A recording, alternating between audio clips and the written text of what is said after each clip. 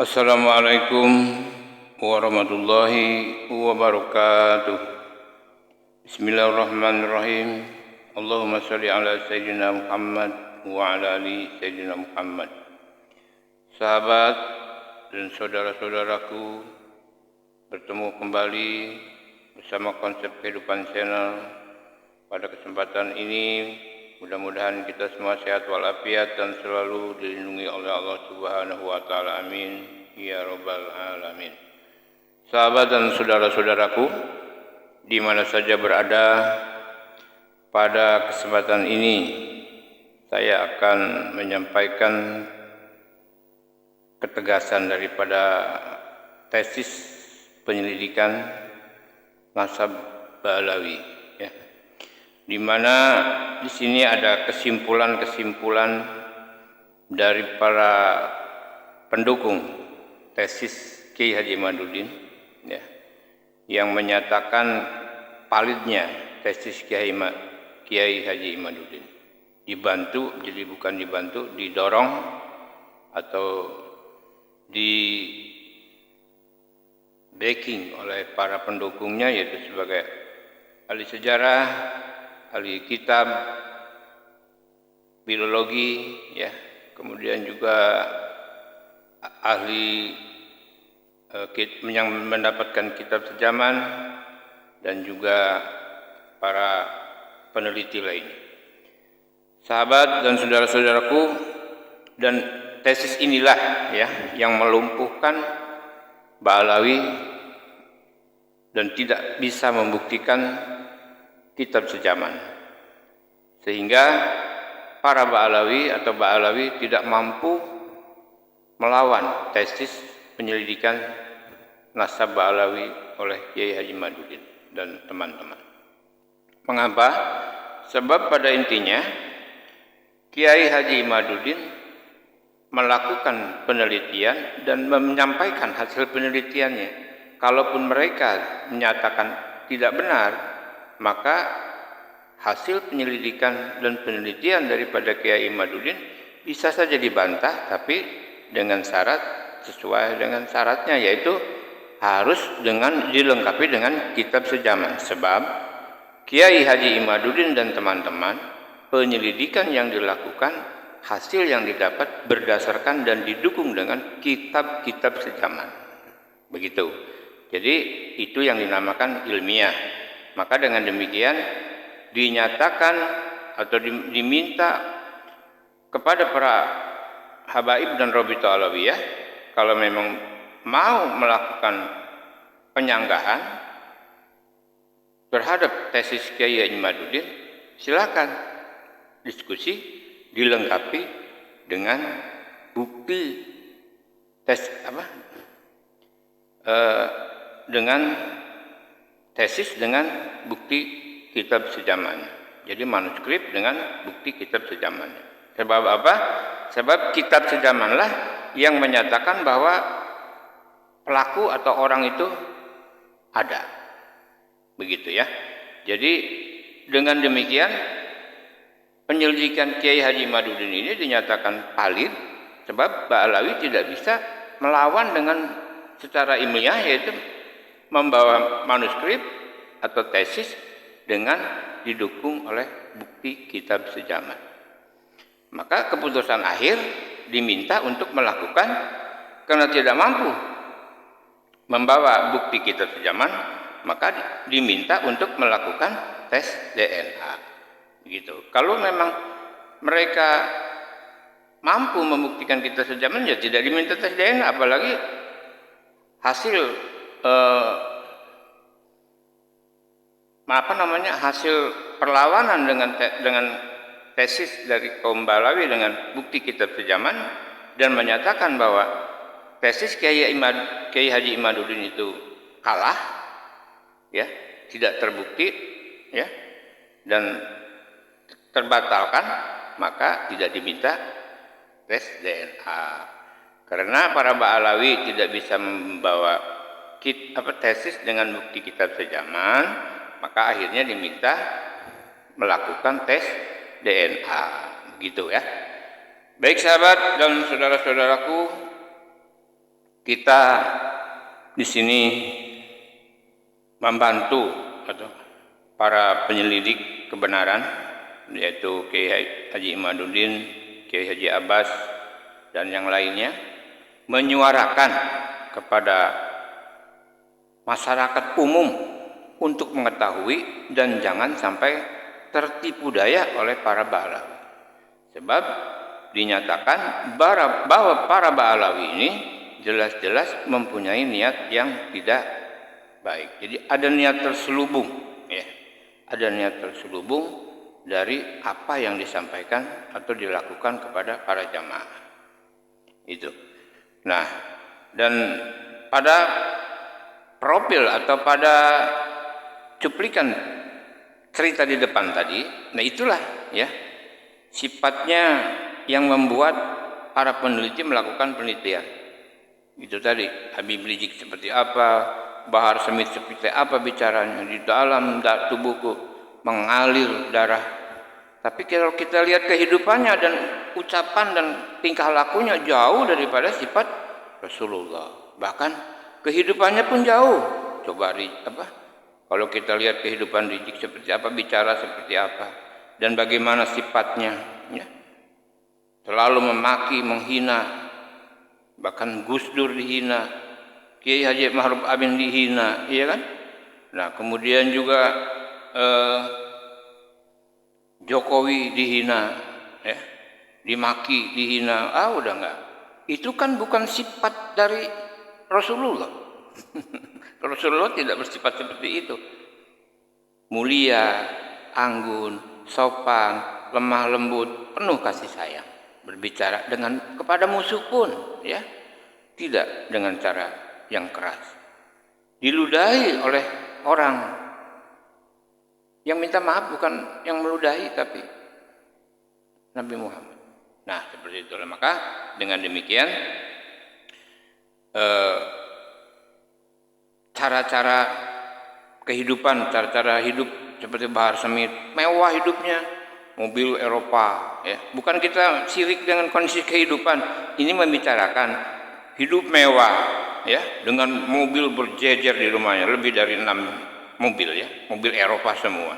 Kemudian merokok pun ke mulut dimasukkan, menyalakan dibakar oleh, barangkali tidur malam juga dibukain celana oleh Muhyiddin, ya. Nah, seperti itu. Jadi itu adalah perilaku yang bukan mencerminkan dari sifat Rasulullah. Maka dari sifat-sifat itulah, kelakuan-kelakuan itulah, saya sering mengatakan, yang mendorong para peneliti nasab Ba'alawi melakukan penelitian. Kenapa? Sebab pada dalam hatinya, masa keturunan Nabi, cucu Nabi, zuriat Nabi seperti ini kelakuannya. Nah, itulah saudara-saudara. Dan untuk lebih jelasnya, mari kita saksikan atau kita simak kesimpulan-kesimpulan yang disampaikan oleh para peneliti, ya, oleh para peneliti. Di sini ada Kiai Haji Imaduddin, ada dokter, ada Profesor Manasem Ali, ada Sultan Qori, ya, ada Kiai Haji Nur Ihya, ada Gus Pakih, dan banyak lagi yang lainnya, ya, yang menyatakan, yang mengikuti diskusi nasab, ya, yang menyampaikan kesimpulan-kesimpulan kepada para Ba'alawi. Dan inilah yang melumpuhkan Ba'alawi tidak dapat membuktikan kebenarannya. Nah, mari kita saksikan. Semoga bermanfaat, dan jangan lupa di subscribe, di like, dan di komen. Bagi yang sudah subscribe, kami aturkan banyak terima kasih, dan mudah-mudahan Allah mempermudah segala urusan dan melancarkan rezeki dan memberi sehat walafiat. Amin ya robbal alamin. Yuk kita simak bagaimana kesimpulan para peneliti mazhab Ba'alawi. Dalam tubuh kami. Ini sekarang yang ngaku-ngaku Habib, ngaku-ngaku keturunan Rasulullah luar biasa banyak. Karena di dalam tubuh kami mengalir darah suci kakek kami Rasulullah. Tapi saya minta mereka verifikasi, buktikan nasabnya itu benar. Tapi saya, Bahar bin Smith, adalah salah satu Habib. Kalau mereka yakin nasab mereka benar, ya argumentasi dong. Pakai ilmu nasab, pakai ilmu sejarah.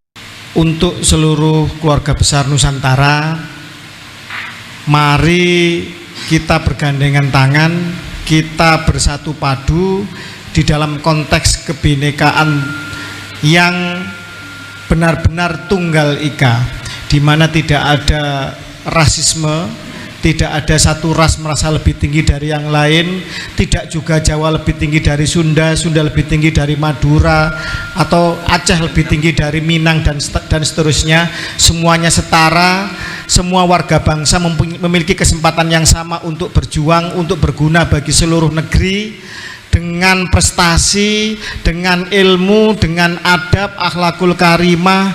Dan mari kita bergandengan tangan untuk menghapus segala macam rasisme, penindasan, manipulasi atas nama apapun, termasuk atas nama agama, tetapi meluruskan nasab Nabi. Dan rasisme, kapitalisme agama di Nusantara ini harus diselesaikan dengan secepat-cepatnya. Apabila parasit kanker ini tidak segera diamputasi dan disembuhkan, maka bangsa ini akan tambah sakit untuk ribuan tahun yang akan datang. Terima kasih. Wallahu muwaffiq. Assalamualaikum warahmatullahi wabarakatuh.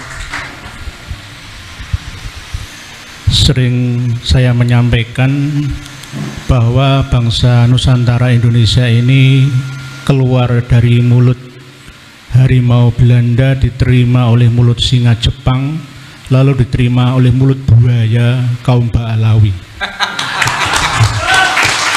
Untuk membebaskan masyarakat Indonesia dari cengkeraman gigi tajamnya buaya mulut Ba'alawi ini perlu waktu yang tidak singkat, karena sudah kadung mengakar ratusan tahun, mendarah daging, menguasai akal dan pikiran anak bangsa ini, khususnya umat Islam. Bukan bernada atau ujaran kebencian, tidak. Kami tidak benci siapapun. Orang Hindu, orang Kristen, orang Konghucu, Protestan, Yahudi itu masuk surga. Bahkan saya pernah berkata seperti itu, asalkan dia tidak memusuhi umat Islam dan tidak melecehkan ajaran Islam dan menghina simbol-simbol kebesaran Islam, sampai seperti itu. Apalagi habaib Ba'alawi, kami masih sayang panjenengan semua, wahai kaum Ba'alawi, para habaib yang ada di Indonesia. Wong non muslim saja kami sayangi. Bahkan kami juga tidak pernah mengharamkan Putri Majapahit haram dangdutan, enggak. Manusia itu memiliki kesempatan untuk berbahagia dengan caranya masing-masing, ya kan? Yang penting tidak mengganggu orang lain, mendolimi orang lain, sampai seperti itu saya. Jadi jika kami ini dikatakan sebagai kelompok pembenci, iri, dengki, semi Wahabi, ya Jimaduddin Usman ini sering semi Wahabi, Syi'i dan sebagainya, tidak. Kita ini NU Tulen, Ahlus Sunnah wal Jamaah versi Nusantara. Enggak ada yang namanya Salafi Wahabi, enggak, ya. Tuduhan yang keliru itu, ya. Jadi ini saya kembalikan kepada objek yang kami selalu nasihati, yaitu kaum Ba'alawi, habaib yang ada di Indonesia yang terhimpun dalam Yayasan Robitoh Alawiyah MDRA, Maktab Ad-Daimi Robitoh Alawiyah.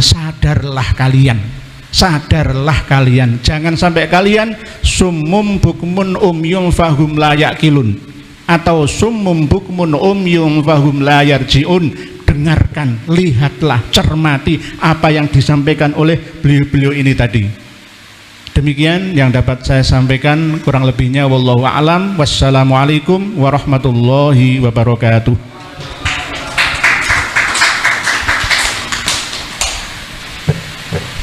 Kewajiban semua ulama, semua ahli ilmu adalah bersaksi atas kebenaran dan menyebarluaskan kebenaran, yang itu berarti melawan pembohongan, melawan pembodohan, melawan penipuan.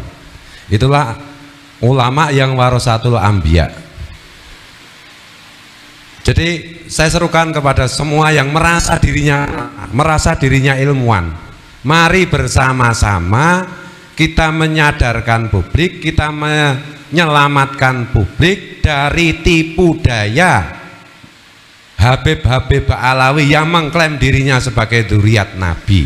Karena itu berbahaya untuk umat, berbahaya untuk bangsa dan negara, berbahaya untuk kesetaraan, berbahaya untuk Bhinneka Tunggal Ika, berbahaya untuk NKRI, berbahaya untuk Pancasila. Jadi jangan kalian hanya main aman saja. Saya nggak ikut-ikutan, nanti saya tidak dituduh begini dan begitu, tidak dibully, tidak dipersekusi. Kalau begitu berhentilah kalian mengaku sebagai ulama, berhentilah kalian mengaku sebagai ilmuwan, berhentilah kalian mengaku sebagai tokoh. Ini saya keras, karena ini menyangkut kepentingan semua umat manusia, khusus umat Islam di Indonesia.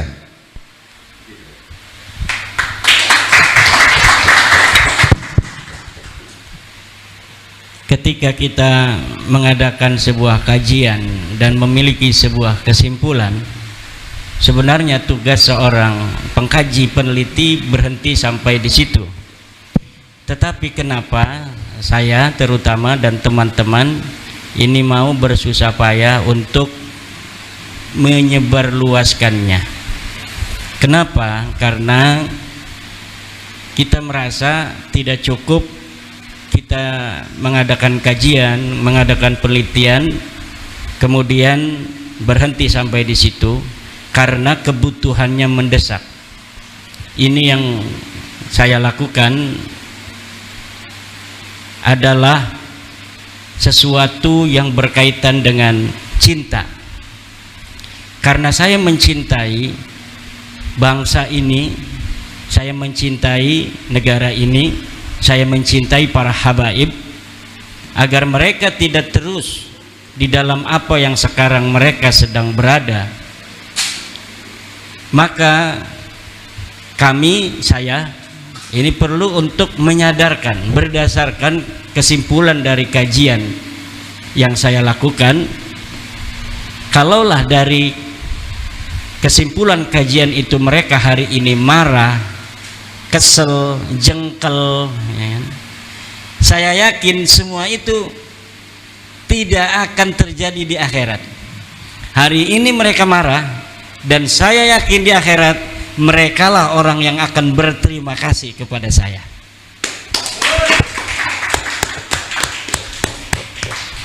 Demikian. Ada beberapa pihak yang menyatakan bahwasanya perjuangan kami ini ibaratnya adalah sebuah fitnah atau juga merupakan ujaran kebencian dan lain sebagainya.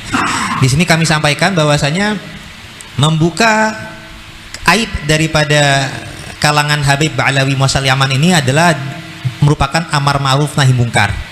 Bila mana ada yang menganggap sebagai sebuah fitnah, kami siap mempertanggungjawabkannya baik secara kajian ilmiah maupun secara jalur hukum. Bila mana dianggap fitnah, silakan gugat pihak-pihak kami atas dakwaan berita bohong. Kita akan buktikan di pengadilan dengan saksi pakar baik genetik maupun kajian ilmiah bahwasanya ini bukanlah sebuah fitnah. Nah, bila mana bukan fitnah, mungkin juga ada yang menganggapnya sebagai gibah. Namun ketahuilah berdasarkan Imam Nawawi, ada hal-hal membuka aib yang bukanlah bagian daripada gibah. Misalkan melaporkan kezaliman suatu orang atau suatu kaum kepada pihak yang berwenang atau berwajib, atau juga menyampaikan sesuatu kepada ulama untuk meminta fatwa, dan juga untuk demi kewaspadaan bagi umat atau kewaspadaan bagi umat Islam, bangsa juga. Dan juga selain itu juga adalah sebagai efek jera bila mana ada suatu kesalahan, kezaliman yang dilakukan secara terang-terangan. Jadi kalau secara terang-terangan itu dilakukan, ada yang merendahkan para kiai kita, merendahkan para wali songo, sultanil aulia, dan itu terang-terangan dilakukan, bahkan menyampaikan bahwasanya negeri kita Indonesia itu adalah miliknya pihak Tarim Yaman, padahal adalah milik Allah yang dititipkan kepada bangsa Indonesia. Intinya kezaliman yang dinyatakan secara terang-terangan itu apabila kita kaji, kita bedah, itu bukanlah sebuah gibah yang melanggar rel. Dan juga artinya perjuangan kita ini insya Allah akan terus berlanjut sebagai bentuk amar ma'ruf nahi mungkar. Dan juga saya terinspirasi juga tentang masalah yang disampaikan Profesor Menachem Ali tentang adanya data internal dan eksternal. Jadi perjuangan kami tidak sekedar membuat atau membuka aib bahwasanya Ba'alawi itu bukanlah keturunan Rasulullah, tapi merupakan keturunan Yahudi Khazar Kaukasus yang suka bikin kasus. kami juga sifatnya meluruskan sejarah dan silsilah leluhur bangsa kita. Jadi terutama Wali Songo yang sangat berjasa dalam penyebaran dakwah Islam di bumi Nusantara, sehingga umat Islam terbanyak di dunia adanya di Indonesia. Dulu sempat dibelokkan oleh kalangan Ba'alawi seakan-akan berketurunannya dari Muasal Yaman, tapi alhamdulillah berdasarkan data internal berbagai manuskrip dari zaman ke zaman dan data eksternal sebagaimana di pernyataan Profesor Menaka Mali, suatu hal mendekati kebenaran apabila terbackup, terdukung antara data internal dan data eksternal, ya Prof ya. Alhamdulillah untuk warga Wali Songo data eksternalnya adalah isbat nakib negeri muasalnya, leluhur. Jadi data eksternal keluarga Wali Songo ada jalur yang dari Maroko Maghrib yang sudah terisbat oleh nakib dari Maroko, Irak, Damaskus, dan untuk jalur keluarga Bani keturunan Musa Al-Kazim dari Jimil Kubro sudah terisbat dengan data eksternal dari nakib Bani Musa Al-Kazim Irak, India, dan juga Mesir. Jadi ini adalah suatu pelurusan yang kami juga harapkan saudara-saudara kami dari keluarga Wali Songo jangan lagi terdoktrin oleh versinya Ba'alawi yang akhirnya malah terjadi adu domba di kalangan keluarga Wali Songo. Kita harus sama-sama sadar leluhur kita berbeda jalur dengan Ba'alawi. Mari kita sama-sama berjuang demi kemaslahatan bangsa dan negara kita, tidak hanya untuk sekadar keluarga Wali Songo, tapi menghadapi Bani Ba'alawi yang bersifat rasis dan juga bertindak radikal, dan juga mereka sombong dan merendahkan para kiai, dan juga ini terkaitnya juga mereka hendak mendominasi bangsa Nusantara dengan cara yang halus.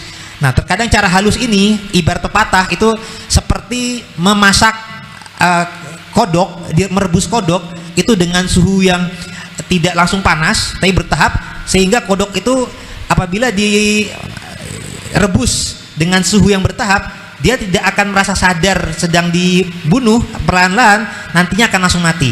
Nah, kita tidak ingin bangsa kita ini terjajah dengan termabukkan, mabuk cinta buta oleh kalangan Ba'alawi yang seakan-akan memberikan janji surga dengan doktrin-doktrin yang halu, padahal itu adalah merendahkan dan juga mengkerdilkan bangsa kita yang semestinya bangsa kita merdeka di negeri sendiri. Kita juga punya leluhur yang juga membanggakan, tapi kita tidak sekedar bangga dengan leluhur, tapi sifatnya mengetahui leluhur kita untuk melanjutkan kebaikan dan perjuangan leluhur di masa kekinian. Sekian dari kami. Assalamualaikum warahmatullahi wabarakatuh.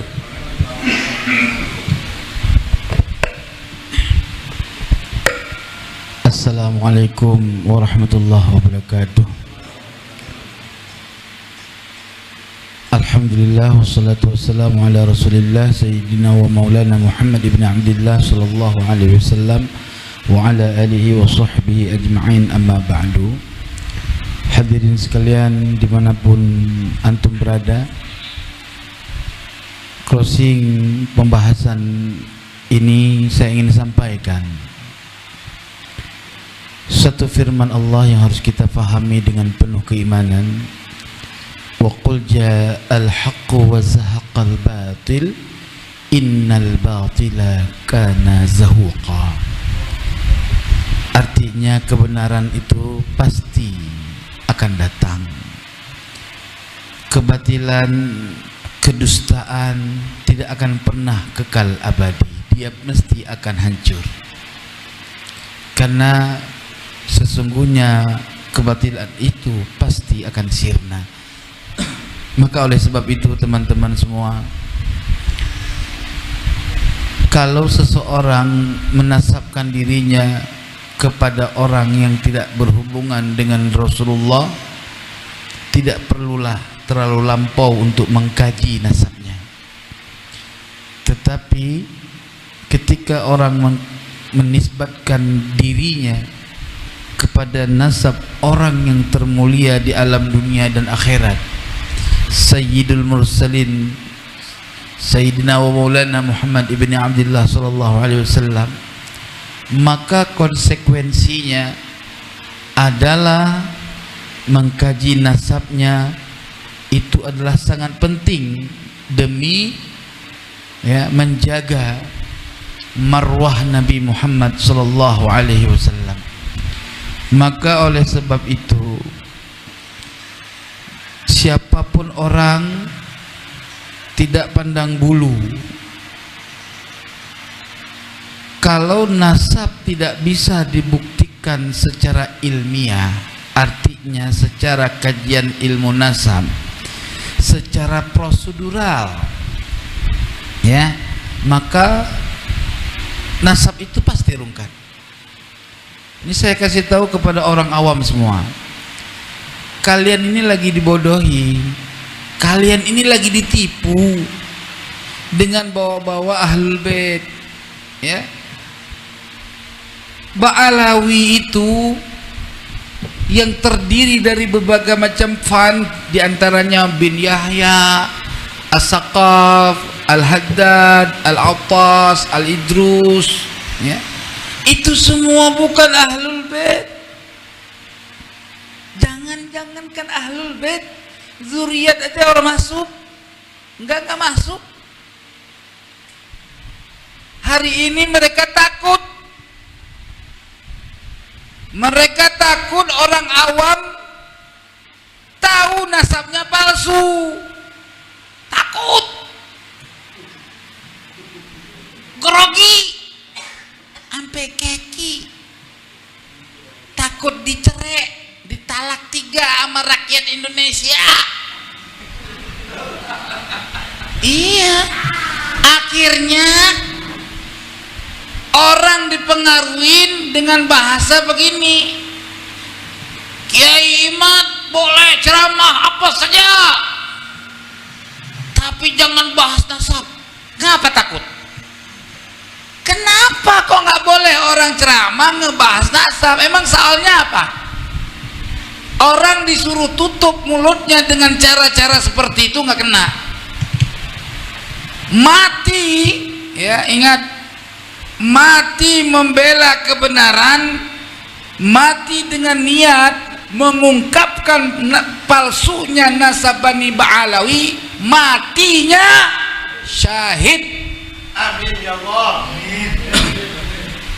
Kenapa babi batuk? Minum dulu. Kenapa syahid? Karena membela agama. Jelas tidak? Nabi bilang, man kadzdzaba alayya muta'ammidan falyatabawwa maq'adahu minan nar. Siapa yang berdusta bawa-bawa nama saya, macam-macam berdusta bawa nama Nabi, berdusta dengan membawa nama riwayat hadis Nabi, berdusta dengan membawa-bawa nama Nabi, kalau aku kakekku ini adalah Nabi Muhammad, ya, itu dusta bawa nama Nabi. Cilaka 15, cilaka 15 enggak lebih. Maka tuan-tuan yang dirahmati oleh Allah, saya yakinkan orang-orang awam yang bela Bani Ba'alawi, satu, bodoh. Walau surbannya panjang, bodoh. Kedua, kalau dia tidak bodoh, pemalas. Dia nggak bodoh, alim, ilmu nahunya bagus, ngajinya sampai ke Hadramaut, ngajinya sampai ke Mesir. Berarti kalau dia bela Ba'alawi, itu tipe ustadz atau kiai pemalas, nggak mau ngaji, nggak mau mengkaji, cukup husnudzon. Ya, jelas nggak? Jadi husnudzon itu nggak acal-acalan. Husnudzon nggak acal-acalan, nggak. Kayak bocah saya ini. Jadi husnudzon itu nggak asal-asalan, bang. Bagaimana kita mau husnudzon kalau orang itu fasih baca Qur'annya, sedangkan yang kita dengarnya begini. Bismillahirrahmanirrahim. Alhamdulillahirabbil alamin. Misalkan begitu, ya. Sampai bisa nggak menganggap saya fasih? Coba pikir. Ya, coba jawab dulu. Biar gantah ini. Ini closing namanya, ya. Closing itu artinya penutupan, ya. Oh iya. Tapi nggak bisa ditasrif, ya. Kalau bahlul bisa ditasrif. Bahlul asalnya bahlala yubahlilu bahlulan. Makanya tuan-tuan semintanya, ya, yang namanya orang kalau baca Qur'annya salah, bisa nggak dihusnudzon kalau dia alim? Bisa. Oh bisa, bang. Jangankan masalah agama, ilmu dunia aja kalau orang bodoh ya goblok. Orang bikin katanya ahli komputer, ya nggak? Buka Word aja orang bisa, buka Microsoft Word ya, Microsoft Word aja kagak bisa. Bisa nggak kita husnuzon kalau dia jago komputer? Masa ilmu agama kalah sama ilmu dunia? Betul betul. Iya, jadi teman-teman semua dimanapun Anda berada, kalau kalian tidak suka sama dakwahnya Kiai Imad yang ngebahas nasab Bani Ba'alawi, datang pakai assalamualaikum sebagai kaum muslimin, duduk manis, tanya Bapak Kiai kapan kita bisa diskusi. Begitu baru betul. Iya, jangan ngalang-ngalangin orang. Orang punya tangan, semua punya kaki dan tangan. Betul? Manusia semua berani, nggak ada yang takut-takut. Ya, ular yang nggak punya tangan aja bisa menewaskan manusia, apalagi manusia yang punya tangan. Cuman satu, untung Indonesia ini punya negara hukum. Kalau tidak, aku buat bagikan kisah Raja Rimba. Ya, maka teman-teman semuanya, ending closing ini adalah Ba'alawi palsu. Jelas? Bukan keturunan Nabi, tetapi keturunan Musa Samiri. Kenapa ketawa? Memang benar. Ya. Oleh sebab itu, hati-hatilah sama tukang tipu. Sebaik-baik tukang tipu, ending akhirnya adalah menghancurkan harta kita. Tukang tipu kalau nggak bisa ditipu harta kita, istri kita diselingkuhkannya. Ya, hati-hati. Sudah fakta dan terjadi. Ya, itu kejahatan tukang tipu. Nggak ada tukang tipu itu bagus, nggak ada. Apalagi jadi wali, yang biasanya tukang tipu itu gila. Oleh sebab itu, jangan pernah percaya nasab Bani Ba'alawi itu nasab palsu bin palsu. Jadi binnya palsu semua. Oleh sebab itu, wallahu muwaffiq ila aqwamit thoriq. Mohon maaf lahir dan batin. Hei Bani Ba'alawi, jangan tersinggung. Saya lagi sampaikan yang betul. Kalau kau tersinggung, nggak apa-apa. Tapi syaratnya, coba buktiin kakek kau itu namanya Ubaidillah. Anaknya siapa? Begitu. Ayahnya siapa? Ahmad bin Isa. Bener nggak punya anak Ubaidillah? Tolong buktikan data. Kapan Ubaidillah syuhroh wal istifadah? Pertama. Kedua, kapan Ubaidillah diaku dalam catatan kitab sezaman? Ya, kalau dibilang nggak ada syarat kitab sezaman, maka semuanya nih dengarin. Kalau kitab sezaman tidak menjadi syarat untuk meneliti suatu nasab, maka kambing conge bisa jadi keturunan Nabi. Jelas kira? Siapapun orang bisa jadi keturunan Nabi.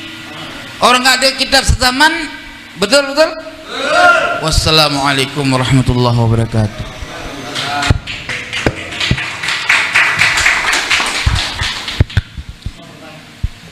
Saya yang bagian akhir. Mudah-mudahan yang bagian akhir ini menjadi pencerahan untuk semua dari pernyataan-pernyataan beliau. Saya hanya menutup dengan satu larik yang termaktub dalam Kakawin Sutasoma. Bunyinya begini: Binneka tunggal ika tanhana dharma mangrua. Berbeda-beda tetapi satu, karena kebenaran itu tidak ada yang mendua. Jadi kebenaran itu satu, mutlak. Meskipun berbeda-beda tapi tanhana dharma mangrua. Itulah sebabnya kalau kita buka Bhagavad Gita misalnya, apa yang dikatakan Sri Krishna kepada Arjuna? Yada dharmasya nirbhavati bharata abhyutanam atharmasya tadat manam srjramiham. Dharma itu akan senantiasa ada di tengah-tengah kalian. Bila dharma itu terhimpit dan adharma, lawan dari dharma, lawan dari kebenaran itu merajalela, maka aku akan datang untuk melindungi orang-orang suci. Ini pernyataan dari Krishna kepada Arjuna, dan ini sifatnya universal. Kebenaran itu satu, kebenaran itu tidak mendua. Itulah sebabnya kalau kita sadar dalam soal ini, al-haq itu pasti satu, tidak bisa dimanipulasi. Maka sekali lagi, mulai hari ini jangan ada orang yang mengkapitalisasi nasab. Dua, jangan ada orang yang mencoba menjual nasab untuk nasib, karena ini bertentangan dengan semangat kebangsaan kita. Semua suku bangsa, siapapun mereka, apapun latar belakangnya, sederajat dalam konteks kewarganegaraan di negara kita Indonesia ini. Dan yang paling penting dan yang paling harus dipahami, bahwa apapun agama kita, apapun latar belakang kita, semuanya berada di posisi yang sama di depan hukum. Maka apapun yang kita lakukan pasti dan memang pasti berhadapan dengan hukum. Jadi jangan takut membela kebenaran.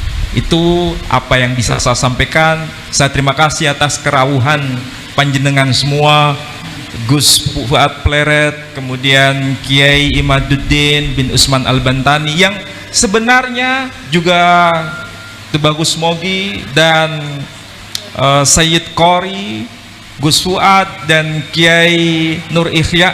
Saya tidak pernah ketemu sebelumnya dengan mereka-mereka secara fisik, yang nggak pernah ketemu. Tapi kenapa hari ini beliau-beliau datang ke sini memiliki suara yang sama untuk menyuarakan kebenaran? Karena kebenaran tidak bisa dimanipulasi, kebenaran tidak bisa dihimpit dengan cara apapun. Ketika kebenaran dihimpit, maka disitulah tangan Tuhan akan ikut berbicara dan bersama mereka. Saya kira demikian. Wassalamualaikum warahmatullahi wabarakatuh. Waalaikumsalam warahmatullahi wabarakatuh. Kita beri aplaus dulu untuk para pemateri pada malam hari ini. Luar biasa apa yang sudah disampaikan. Namun ini ada request satu pertanyaan dari peserta. Monggo Mas, sebelum kita tutup. Assalamualaikum warahmatullahi wabarakatuh. Saya Iqbal dari Laskar Raja Wali Songo. Ini mau tanya soal ini. Terus, kalau saya kaji tadi bahwa semua permasalahan itu berasal dari Ali bin Abu Bakar As-Sakron. Nah, pertanyaan saya, apa benar wirid yang disebut wirid sakron itu benar kalangan beliau? Sebagaimana Rotib Al-Hadad ternyata karangan Imam Arifai. Itu pertanyaan pertama ya. Ini yang kedua, banyak netizen yang nanya, apa mungkin waliullah melakukan kejahatan masif, pemalsuan nasab secara jariah seperti itu? Nikurin, Yai, monggo. Monggo disampaikan. Pertanyaan pertama, Ali As-Sakron punya wirid hizib namanya hizib sakron. Saya belum meneliti apa betul itu wiridan Habib Ali bin Abu Bakar As-Sakron. Jadi perlu penelitian khusus. Jikapun benar, maka makom kewalian, jika betul wali di hadapan Allah, itu tidak ada kaitan dengan nasab. Siapapun dia bisa menjadi waliullah. Dan satu yang perlu untuk diingat, tidak ada yang tahu wali kecuali Allah. Saya tidak mengetahui wali kecuali wali, tidak. Tapi tidak mengetahui wali kecuali Allah. Karena wali itu kekasih, kekasih itu adalah fi'lul qalbi bagi manusia. Hanya saya yang mengetahui siapa sebenarnya yang paling saya cintai dari manusia. Begitu pula hanya Allah yang mengetahui siapa kekasih-kekasihnya. Lalu tentang tergugat Habib Ali bin Abu Bakar As-Sakran. Kenapa saya selalu menghilirkan masalah ini kepada Habib Ali bin Abu Bakar As-Sakran?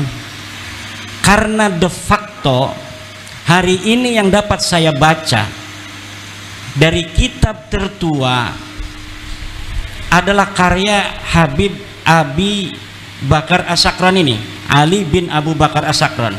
Benarkah dia karangan Habib Ali bin Abu Bakar As-Sakran? Ini bisa jadi bila diteliti lagi, bisa jadi ini pun tidak ada. Hari ini kitabnya dicetak. Saya pernah melihat sebuah manuskrip, namanya bukan Al-Burqatul Musyiqah tapi Al-Burqatul Munifah. Betulkah dia karangan Habib Ali bin Abu Bakar As-Sakran abad 9 atau karya orang yang iseng-isengan pada abad 14 yang kemudian diberikan nama sebagai karya dari Habib Abu Bakar As-Sakran? Karena ada riwayat di dalam kitab abad 10, Habib Ali bin Abu Bakar As-Sakran menulis sebuah kitab namanya Al-Burqatul Musyiqah atau Al-Burqatul Munifah. Ini bisa jadi hanya orang karena baca di abad 10 atau di abad 11 ada kitab Habib Ali bin Abu Bakar As-Sakran yang pernah memiliki kitab namanya Al-Burqatul Musyiqah, lalu dikarang kitabnya pada abad 14 atas nama kitab yang pernah ada terdeteksi bernama Al-Burqatul Musyiqah.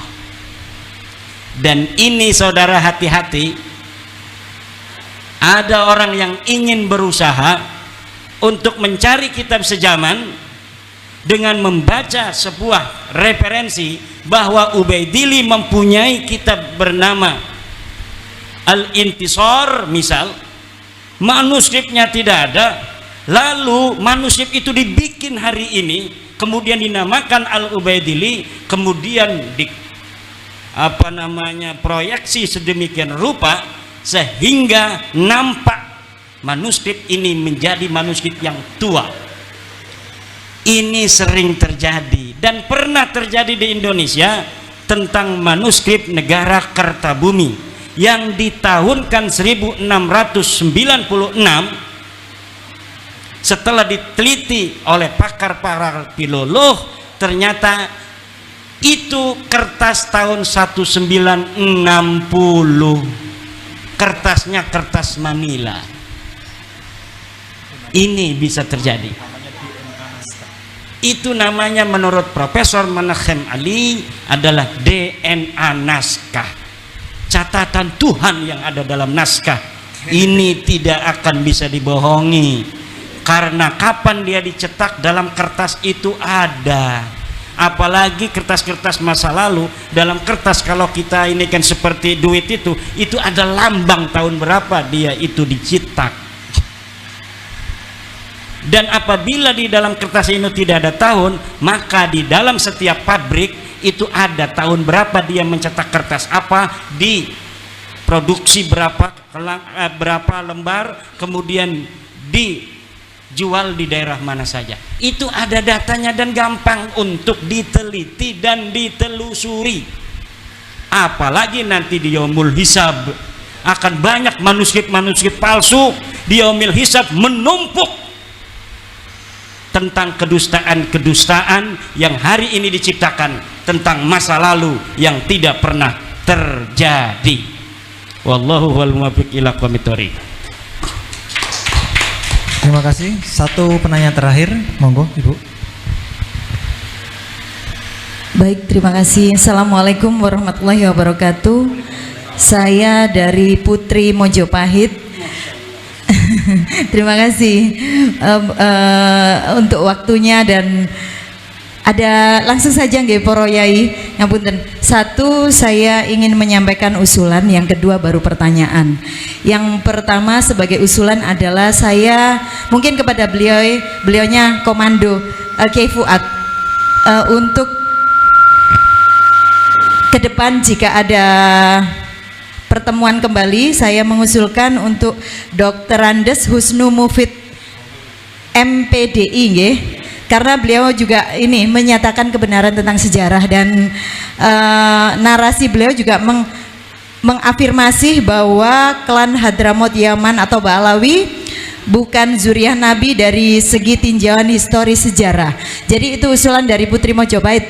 Ini saya mewakili teman-teman di grup Putri Mojopahit. Ada beberapa titipan usulan kepada Kiai Fuad. Dan yang kedua baru pertanyaan kepada Kiai Haji Imaduddin. Kalau poro yai, Bapak dokter atau yang lainnya ikut menjawab, monggo. Jadi gini, pertanyaan Putri Mojopahit adalah menurut pengamatan Putri Mojopahit nggih Pak nggih. Masya Allah.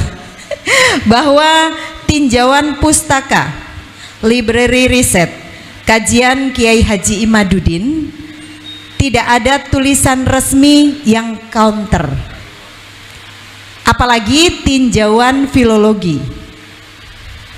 Dari segi sejarah juga sudah dinyatakan Dr. Andes Husnu Mufid MPDI kalau Ba'alawi itu bukan zuriat Nabi. Maka menurut penglihatan saya polemik ini malah bergeser ke persekusi, perang mekanik yang kemarin terjadi di Jakarta ya, Kiai Imad. Perang mekanik Tambun Bekasi, perang persekusi itu. Kalau perang mekanik yaitu antara YouTuber. Nah, ini kami mewakili para YouTuber, Strike Channel dan tentunya channel-channel yang ikut berjuang nggih. Itu pengamatan Putri Mojopahit. Pertanyaannya, apakah ini konsekuensi logis dari sebuah perjuangan? Terima kasih. Wassalamualaikum warahmatullahi wabarakatuh. Terima kasih. Ya, kemarin itu saya menyesalkan adanya orang-orang yang bukan menggunakan kecerdasan untuk menghadapi keadaan. Dalam hal ini adalah keadaan nasab Ba'alawi yang saya gugat, bahwa nasab ini terputus 550 tahun, bahwa nasab ini adalah batil, bahwa nasab ini adalah mardud. Kemudian ketika saya merasa bahwa ini adalah saya mempunyai kewajiban untuk menyebarluaskan apa yang saya yakini menurut hati nurani saya berdasarkan dari kajian-kajian pustaka library riset ini, maka kemudian ada orang-orang yang tidak menerima itu dan melakukan hal-hal yang seperti terjadi di Tambun kemarin.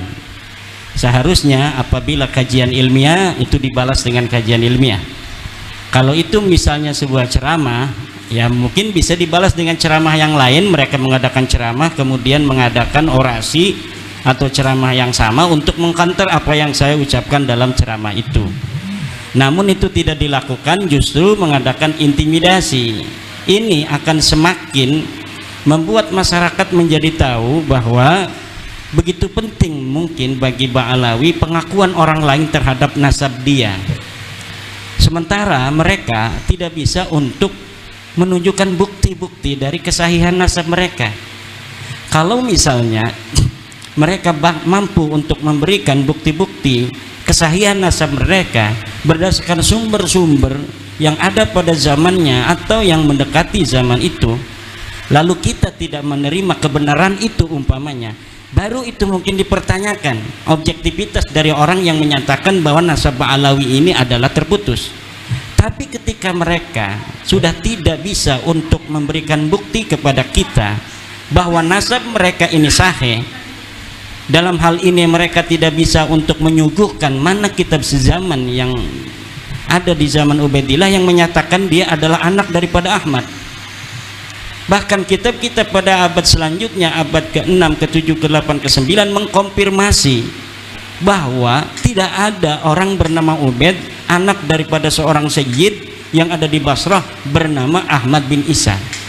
Kemudian ilmu pengetahuan biologi mengkonfirmasi bahwa setelah dilakukan tes DNA dari ratusan orang dari Ba'alawi yang telah mengadakan uji tes DNA, ternyata nasab DNA mereka bukan DNA Arab. Jangankan DNA dari keturunan Sayyidina Ali, turunan Nabi Muhammad, DNA orang Arab saja bukan. Lalu ketika tes DNA mengkonfirmasi mereka bukan turunan Nabi, dan library riset juga mengatakan bahwa mereka bukan turunan Nabi, lalu mereka tidak mau menjelaskan atau menyajikan daripada data-data, lalu berdasarkan apa saya untuk mempercayai mereka sebagai keturunan Nabi? Nah, ini. Lalu jika ditanya apakah ini adalah resiko dari sebuah perjuangan? Betul. Dan ini dikonfirmasi oleh sejarah para nabi di masa lalu.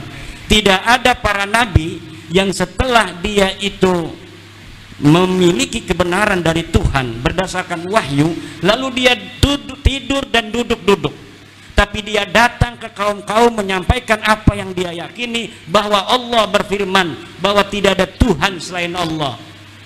Nabi Ibrahim sampai kemudian dibakar oleh Raja Namrud, Nabi Muhammad sampai dilempari batu di Taif dan lain sebagainya. Saya tidak menyamakan bahwa kebenaran yang saya bawa seperti kebenaran yang dibawa oleh Nabi Muhammad, tapi minimal ini adalah kebenaran yang saya yakini walaupun orang lain belum meyakininya. Terima kasih.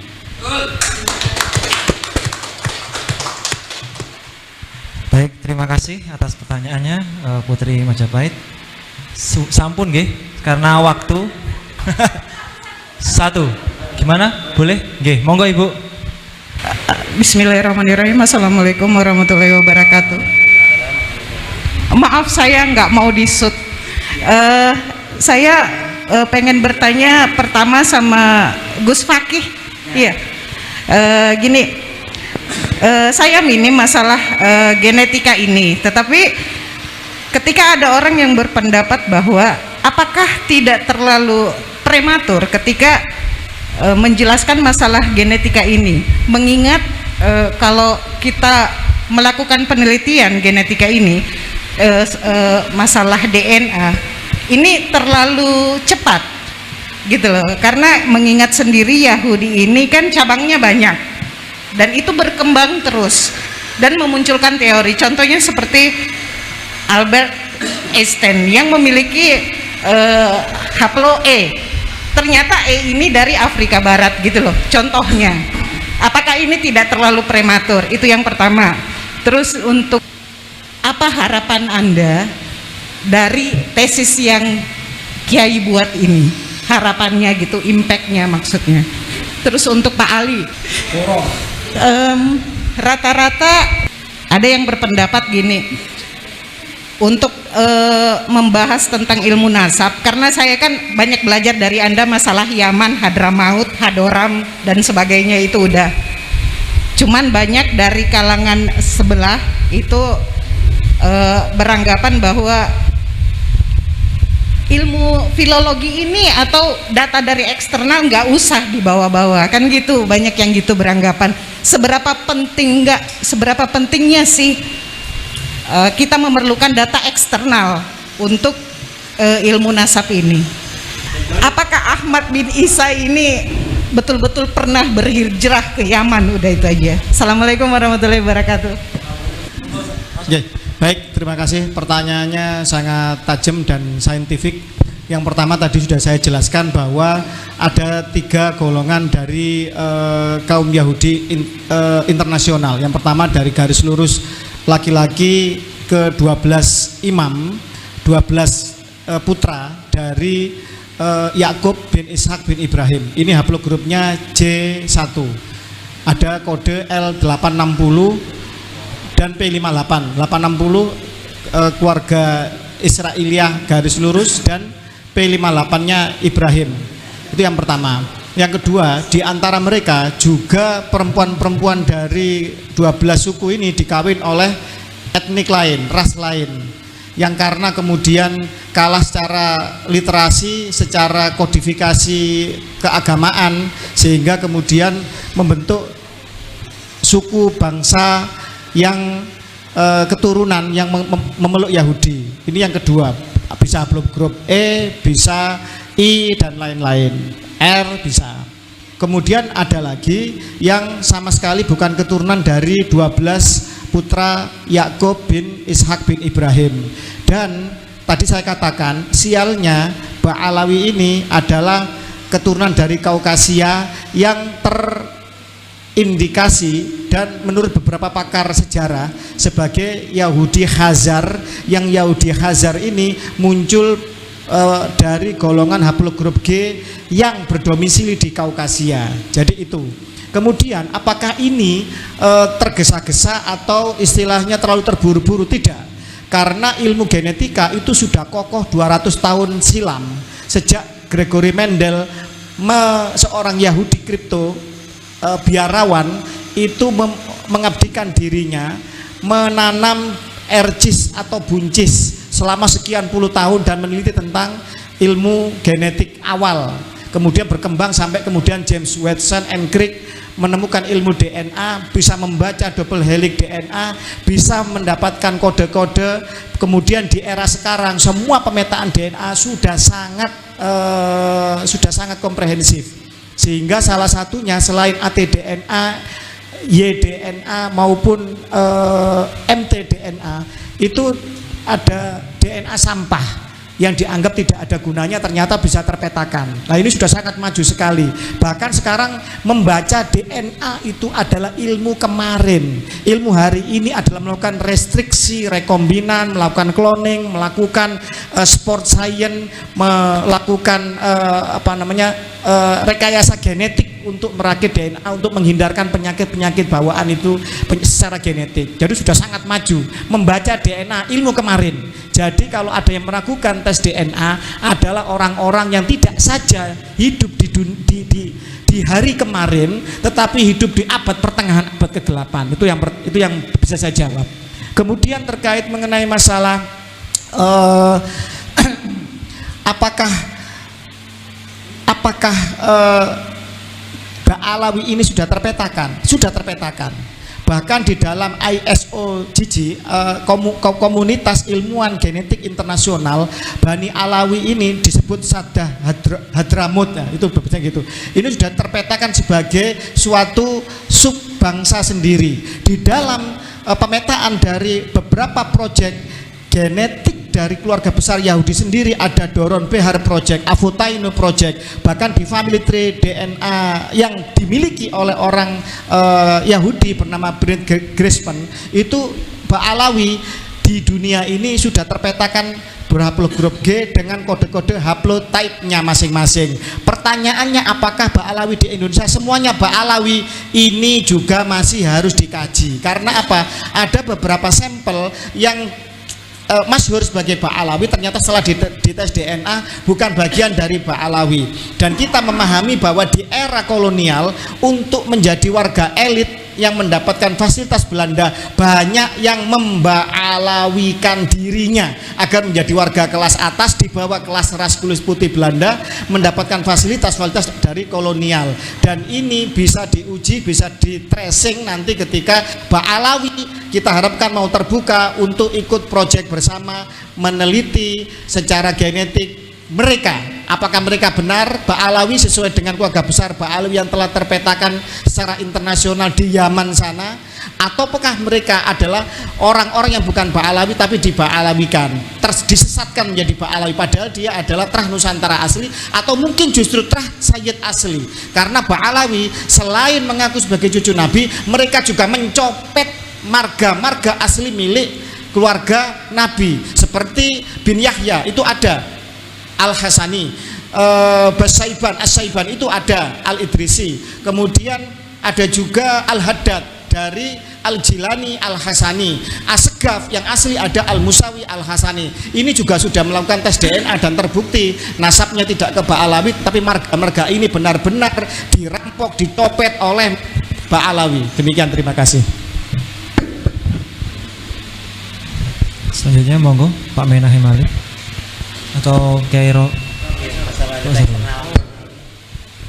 Ya, kalau bicara soal eksternal internal itu kita harus punya sudut pandang. Sudut pandang kita ini teologis atau historis.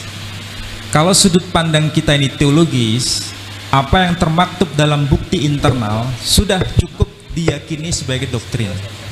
Jadi kalau kita Muslim mengatakan Nabi Muhammad sallallahu alaihi wasallam itu keturunan Nabi Ismail dan itu ada di dokumen Muslim saja, cukup diimani. Tidak perlu diupayakan memaksa orang lain untuk percaya dengan itu bila mereka non-muslim. Ini sebetulnya jalan yang sederhana. Jadi kalau ingin diakui Nabi Muhammad SAW nasabnya nyambung kepada Ismail, harus ada bukti eksternalnya apa? Ini kalau bicara soal doktrin, aspek teologis. Tapi kalau bicara aspek historis, sekali lagi menuntut bukti eksternal. Itu dari kacamata filologis. Makanya apa yang sering saya katakan dan saya uraikan dalam berbagai macam diskusi, selalu saya itu berbasis dengan data. Karena data itu mencerahkan bagi siapapun, sekalipun mereka belum beriman, tapi mereka tidak bisa mengatakan bahwa itu tidak benar, karena dokumennya ada pada dokumen eksternal. Contoh sederhana saja, kalau kita merujuk pada bukti internal, data apa yang mengkonfirmasi bahwa Nabi kita Muhammad SAW itu keturunan Nabi Ismail? Data apa itu? Paling lama itu adalah data yang ditulis oleh Ibnu Ishaq. Beliau wafat tahun 150 Hijri. Jaraknya dengan masa kehidupan Nabi sangat jauh. Itu bukti internal. Tapi kalau kita kaitkan dengan bukti eksternal, misalnya manuskrip yang disebut Doktrina Yakobi, itu terdeteksi dengan karbon C14 atau radiokarbon. Itu ternyata usianya tahun 634 Masehi.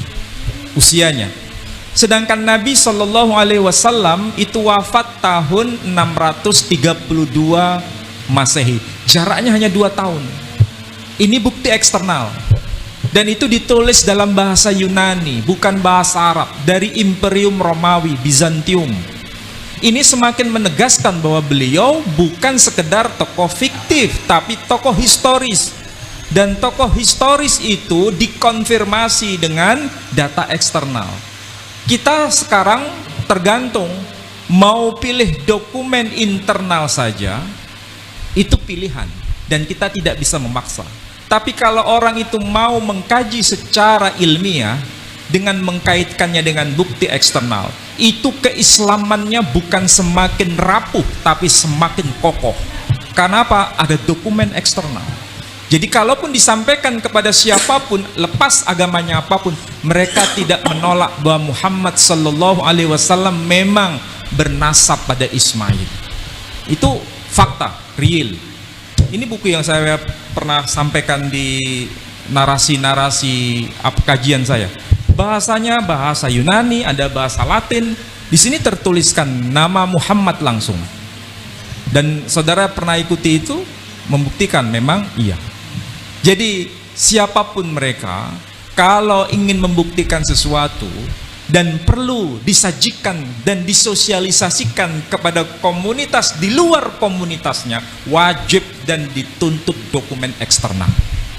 Saya kira itulah yang menjadi satu pemikiran yang ada di sini semua. Saya kira demikian ya.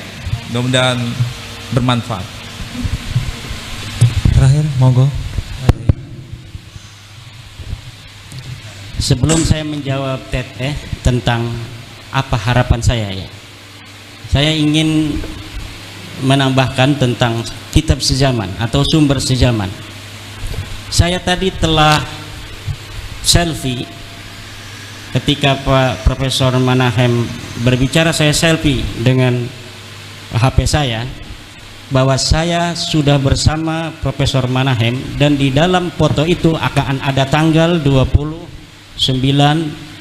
Oktober 2023. Ini adalah sumber sejaman internal saya, dan apa-apa yang ada di dalam rekaman dari para teman-teman yang hadir di sini hari ini, yang memoto dan yang memvideo, adalah bukti eksternal bahwa saya pernah datang ke Mu'alaf Center atau HID di Surabaya pada tanggal 29 Oktober 2023. Kalaulah nanti 5 tahun lagi atau 20 tahun lagi saya bicara menceritakan kepada cucu saya Saya dulu pernah bertemu dengan pakar kristolog, seorang pejuang dari Surabaya yang melindungi, membimbing para mualaf yang ada di Surabaya. Kata cucu saya, mana buktinya kek? Ini buktinya, foto yang sudah saya print, ada tanggalnya 29 Oktober 2023. Lalu anak saya ini lihat-lihat YouTube, kebetulan ada yang upload YouTube, dan kebetulan masih ada saat itu 20 tahun lagi YouTube itu masih ada di internet. Ceritanya internet tidak hancur. Betul itu kakek saya ngomong, bukan hanya dia bohong. Karena apa? Foto bisa dipalsukan, tapi ternyata ada bukti-bukti eksternal yang banyak di YouTube yang upload. Hari ini kita pernah ada di Mu'alaf Center. Itulah, kalau misalnya kita tidak selfie, tidak ada juga orang-orang yang upload, atau tidak ada Tribun Surabaya memposting atau memberitakan kedatangan saya hari ini di Mu'alaf Center ini, lalu berdasar apa orang percaya kalau saya bercerita saya pernah ketemu Profesor Manahem Ali di Surabaya? Kalau misalnya kita hanya berdasarkan husnudon pada orang bercerita, maka cukup itu menjadi keyakinan Anda sendiri. Tapi Anda tidak bisa untuk memaksa orang lain untuk mempercayai apa yang Anda yakini. Maka saya bisa katakan pula hal yang sama kepada saudara-saudara saya dari Ba'alawi. Jika Anda tidak mampu untuk membawa dan membuktikan sumber-sumber sezaman tentang 6 leluhur Anda yang tidak terkonfirmasi dalam kitab-kitab nasab, dan Anda meyakininya seyakin-yakinnya, saya tidak akan masuk ke dalam keyakinan Anda. Saya tidak akan ikut campur terhadap keyakinan Anda. Tetapi selama Anda tidak bisa membuktikan sumber-sumber sezaman itu, maka jangan sampai Anda memaksa orang lain untuk percaya terhadap klaim Anda. Nggak usah Anda persekusi orang lain yang mengatakan bahwa Anda bukan cucu Nabi. Kenapa? Karena Anda tidak bisa membuktikan bahwa Anda sebagai cucu Nabi. Dalam library riset Anda tidak terbukti, di dalam tes DNA Anda melenceng, lalu berdasar apa orang lain harus percaya bahwa Anda adalah cucu Nabi? Tapi kalau Anda mau meyakini itu dalam keyakinan Anda dan kemudian diwariskan pada keturunan Anda, silahkan saja. Tapi jangan sampai mengatakannya di hadapan publik. Karena ketika Anda mengatakan itu di hadapan publik, akan ada konsekuensi sosiologis dan religius yang akan berkaitan dengan klaim Anda. Karena yang Anda klaim itu adalah bukan nasab sembarangan, tapi nasab baginda Nabi besar Muhammad SAW yang mempunyai implikasi sosial, implikasi religiusitas di situ, di mana berdasarkan sebagian tafsir keagamaan dianjurkan untuk mencintai daripada keturunan baginda Nabi besar Muhammad sallallahu alaihi wasallam. Harapan saya kepada Ba'alawi, kepada kita semua, pada bangsa Indonesia, nasab bukanlah hal penting dalam kehidupan kita. Pak Jokowi tanpa tahu dia nasab kemana dia jadi presiden Indonesia 2 periode, dan bisa jadi ditambah 1 periode anaknya. Dia tidak pernah mengatakan dia keturunan siapa. Dia tidak pernah mengatakan dia turunan daripada Mataram. Dia tidak pernah mengatakan dia keturunan Batok Kalong. Dia tidak pernah mengatakan turunan Sultan Banten. Tapi dengan kediriannya, dia dapat menjadi seseorang yang penting di dalam kehidupan. Inilah yang menjadi standar kita dalam menjalani kehidupan. Bukanlah seseorang itu yang berbangga tentang masa lalu dari leluhurnya, tetapi orang itu harus berbangga dengan apa yang dilakukannya hari ini yang bermanfaat untuk dirinya, lingkungannya, bangsa, negara, agama, dan dunia. Wallahu wal muwaffiq ila aqwamit thoriq. Assalamualaikum warahmatullahi wabarakatuh. Masya Allah. Kita beri aplaus sekali lagi untuk para pembicara kita pada malam hari ini. Oke. Oh, satu lagi ya. Monggo. Pak Ekori. Satu lagi terakhir. Enggak. Sudah 3 jam ini ternyata. Kalau 1 menit nggak cukup lah. 3 menit lah. 3 menit ya. Pertanyaankah tadi apakah benar ya Said Ahmad bin Isa itu hijrah ke Yaman atau Hadramaut ya? Saya cukup menjawab dengan satu syair yang tadi barusan saya tuliskan dalam bahasa Arab. Famani taqada bi Ahmad bin Isa yuhajiru minal basrati ilal yaman falan tajidu maqbaratahu fil yaman siwa hikayatin an aliin asakran. Allah. Artinya siapa orang yang berkeyakinan kepada Ahmad bin Isa berhijrah dari Basrah ke Yaman, maka kamu tidak akan pernah mendapatkan kuburannya di Yaman, terkecuali hanya sebatas cerita ya yang diambil melalui jalan Khabar Ali As-Sakran, pengarang kitab Burqatul Musiqah. Faqad kana al-khabaru sahih makburan bil Basrah, maka sungguh adalah kabar yang sahih itu dikuburkan di Basrah, ya kan? Kama fit tadhibi ya ikhwanul muslimin, sebagaimana didapatkan dalam kitab At-Tahdzib ya ikhwanal muslimin, wahai saudara yang se-Islam. Artinya apa? Anda akan menemukan dongeng sebelum tidur ketika Anda mendengar kabar bahwa Said Ahmad bin Isa berhijrah ke Yaman. Tidak pernah ada riwayat itu, riwayat palsu yang dibuat-buat. Pada akhirnya Anda tertipu dengan tipu daya yang sangat dahsyat. Maka kita kembali kepada kebenaran, carilah terus informasi, karena kebenaran akan mencari lobangnya, akan mencari kemana tempatnya yang benar-benar dia bisa kuat di tempat itu. Tapi ingat, kebenaran tidak akan bersandar kepada tempat yang lemah. Maka semua kitab yang kami teliti sepakat bahwa Said Ahmad itu berhijrah dari Madinah ke Irak, dari Irak ke Basrah. Ngapain ke Basrah? Menjadi sebagai pengusaha minyak, sehingga beliau di situ bermukim dan wafat di sana. Kalaupun ada orang yang mau membawa satu riwayat yang menyatakan hijrahnya Ahmad bin Isa ke Yaman tanpa ada riwayat, maka akan saya adu dengan riwayat yang lain dalam kitab Al-Asyairul Arabiyah.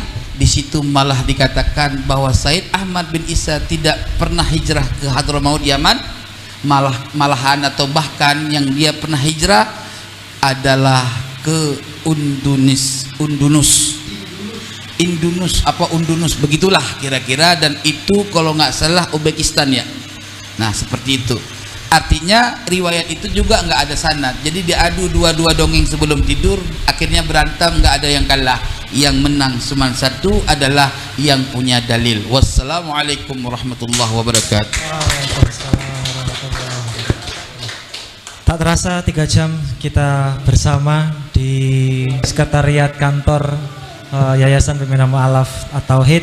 Kami selaku pengurus maupun kami pribadi secara pribadi sebagai pemandu acara memohon maaf apabila kunjungan para ulama-ulama Indonesia ini yang luar biasa ada kekurangan, ada banyak hal-hal yang kurang berkenan di hati. Kami selaku pengurus maupun pribadi memohon maaf atas segala-galanya, dan kami ucapkan terima kasih kepada teman-teman dari berbagai channel YouTube yang ada di sini, yang sedang streaming ataupun sedang di upload nanti di YouTube. Kami juga mohon terima kasih untuk bisa menyebarkan energi positif ini, edukasi secara tuntas dan jelas mengenai tema kita pada malam hari lah Bani Jawi dan Ba'alawi. Sekian dari kami, mari kita tutup bersama acara pada malam hari dengan membaca. Ya sahabat dan saudara-saudara Demikianlah tadi ya, kita sudah simak semua para pendukung peneliti tesis Kiai Haji Imaduddin ya, yang mendukung penuh dengan bukti keahliannya, dengan disiplin ilmu keahliannya masing-masing ya. Jadi mudah-mudahanlah ini semua menjadi satu pengetahuan bagi kita, menjadi satu yang bermanfaat dan menjadikan satu bekal buat kita untuk memulai ya, dan membantu para kiai dan ulama juga rekan-rekan kita yang melakukan penelitian, menyampaikan hasil penelitiannya kepada para masyarakat. Kita jangan sampai masyarakat kita ini tertipu daya, teraniaya oleh para Ba'alawi yang jelas-jelas bukan keturunan Nabi, hanya memperdaya dan memanfaatkan kita sebagai warga negara Indonesia. Dan sudah jelas bahwa di balik itu semua bahwa Ba'alawi itu memang punya tujuan yang tidak baik. Jadi udah merasa enak dan betah di Indonesia ya, karena orang Indonesia itu baik-baik dan bodoh-bodoh ya, bisa dibodohi ya yang bisa, yang tidak ya tidak ya, pasti yang dengan tauhidnya kuat tidak akan bisa dibohongi ya, seperti apapun tetap saja tidak percaya ya. Tapi bagi yang tauhidnya lemah ya, dan akhirnya kena dibodohi ya, terpedaya dan kuat sekali, dan mari kita sadarkan mereka agar kembali ke jalan yang lurus ya. Baik sahabat dan saudara-saudaraku, sekali lagi saya ucapkan terima kasih kepada yang sudah subscribe, like dan komen. Juga mari kita bekerja sama, kita sing-singkan dengan baju untuk meningkatkan ukhuwah Islamiyah, dan kita membantu saudara-saudara kita jangan sampai kena terpedaya oleh para Ba'alawi ini. Akhirnya saya mohon maaf bila ada kekurangan dan kesalahan. Wabillahi taufiq wa hidayah. Wassalamualaikum warahmatullahi wabarakatuh.